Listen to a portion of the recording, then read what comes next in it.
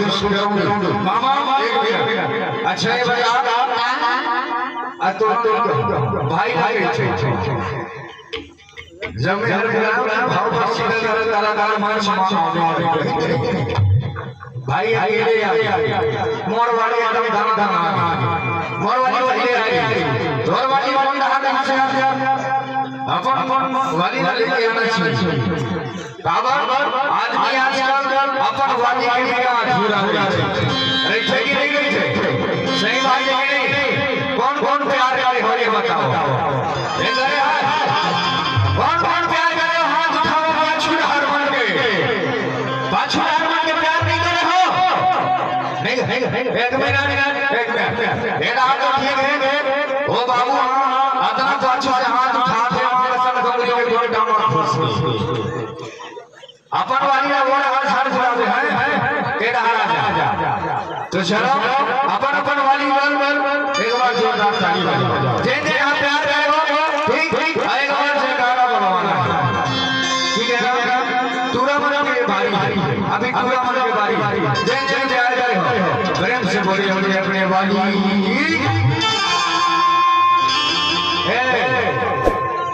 अभी आवाज नहीं आता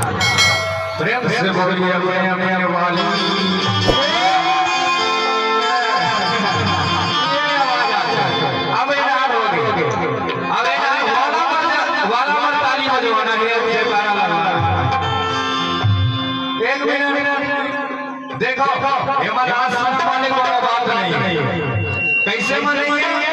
तुम्हारा पति परमेश्वर है कि नहीं है कि नहीं है एक मिनट मामा ये मतलब छत्तीसगढ़ी भाषा नहीं समझ पति का मतलब नहीं समझ पति का मतलब डबका मत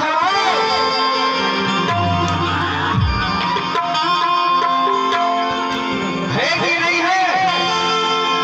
दुनिया में तो जा जाई थे एक डबका जा टेन के पति परमेश्वर एक बार हाथ उठाओ प्यार से उठा के बताओ एक बार प्यार से हाथ उठा के बताओ शर्मान फोकट में है नहीं शर्मान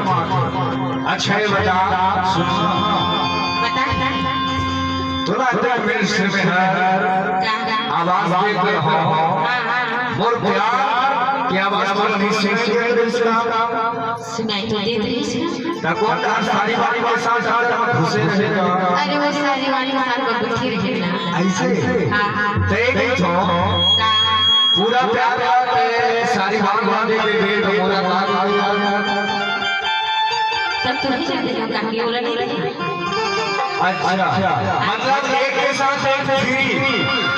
ऐसे ही का ऐसे ही का लेकिन एक चीज बोला उधार देगा काकी देवे का बताओ तो बता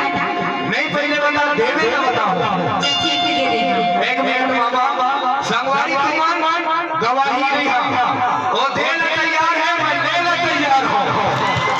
ठीक है देने तैयार है गाना भैया देख ले देने तैयार है गुस्सा छमान में भाई संतोष भैया गुस्सा नहीं मारना है मामा गुस्सा नहीं मारना तो देवे ना हां देखो एक गदर आए भागे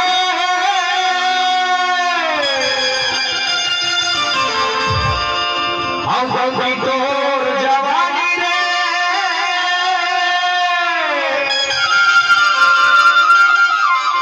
हम तेरा सुचुचुआ तेरा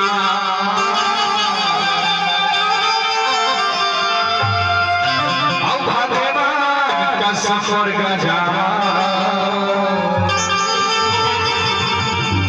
ये मोना चुमो चुमो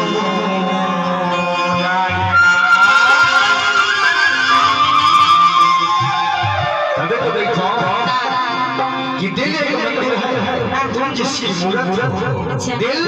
एक मंदिर है तुम जिसकी मूरत हो और बाप शब्द मिलाई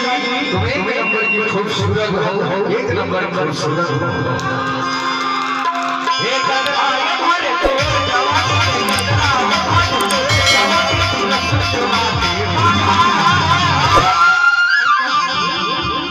जवानी पैसे नाच में ना मोटारी ऊपर तारी लगा घोड़े सही मेरा मजा आ जाएगा एक बार ताली बजाओ यार एक बार जोरदार ताली बजाओ अब भगवान के सजोगा